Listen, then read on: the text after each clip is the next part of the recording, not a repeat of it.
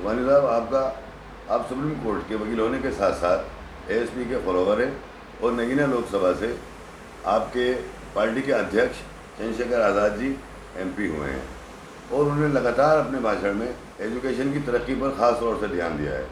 वहीं पर समाजवादी पार्टी के वक्त में कई इंस्टीट्यूट, पॉलिटेक्निक, आईटीआई व इंटर कॉलेजेस वगैरह बनाए गए थे, लेकिन वो सिर्फ बिल्डिंगें तो बनी, लेकिन उसमें कोई कार्यवाही या कोई काम नहीं हो पाया।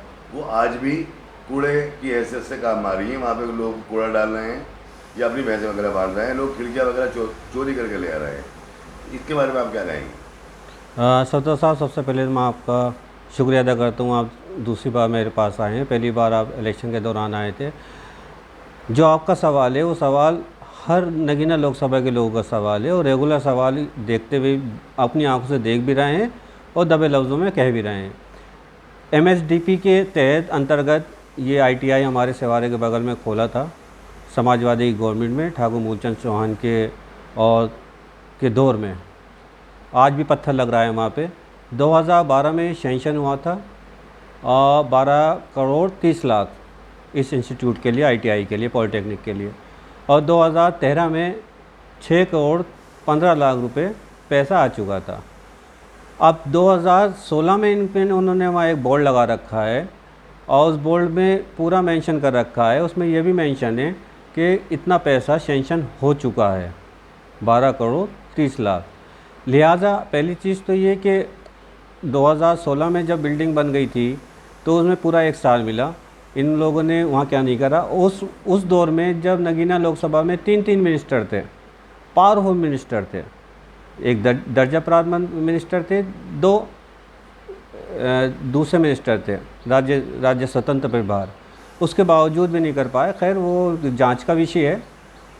हम अपने सांसद से पूरी कोशिश ये करेंगे कि इन चीज़ों को हम उन्हें आगाह कराएं, उन्हें बताएं, कार्य जो बंद पड़ा है इस कार्य को हम आगे बढ़ाएं। आप इसमें किसी मतलब जो इंस्टीट्यूट बने हुए हैं और आज ये बेकार पड़े हैं, इसे आप दोषी किसे मानते हैं? दोषी तो सरकारों को मानना पड़ेगा।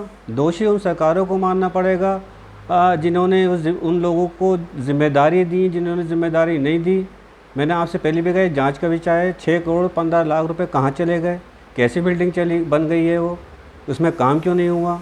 वो पैसा तो सेंक्शन हुआ था 2012 में और 2013 में आधे एक किस्त मिल चुकी थी। उस पैसे का क्या हुआ? उस दौर में जब सांसद भी समाजवादी का था और मिनिस्टर भी समाजवादी के थे, तो ये तो जांच का विषय है। हम अपने सांसद को सारी चीज़ें बताएंगे, इस पर गौर तलब करें और पार्लियामेंट में क्वेश्चन रेस करें। जो एक विकास कार्य रुका हुआ है, कोशिश ये रहेगी हमारी कि इस विकास कार्य को हम आगे लेके जाएं ताकि हमारे क्षेत्र के लोग आईटीआई टेक्निकल चीज़ें करके अपना भविष्य तय कर सकें। इसमें कहीं ना कहीं आप मौजूदा सरकार को भी दोषी मानते हैं? देखिए, दोषी तो मैं किसी को भी नहीं मानता। दोषी तो मैं उन्हें मानता हूँ जिनके ऊपर जिम्मेदारी, जिन्हें पैसा दे दिया गया है। सरकार ने सेंक्शन कर दिया एक डिपार्टमेंट को, उस डिपार्टमेंट ने रिलीज़ कर दिया पैसा। 2013 में 6 करोड़ 15 लाख रुपए रिलीज़ हो गया। अब इस सरकार से हम ये उम्मीद करते हैं कि उस सरकार में जो घपलेबाजी है उसकी जांच कराई जाए।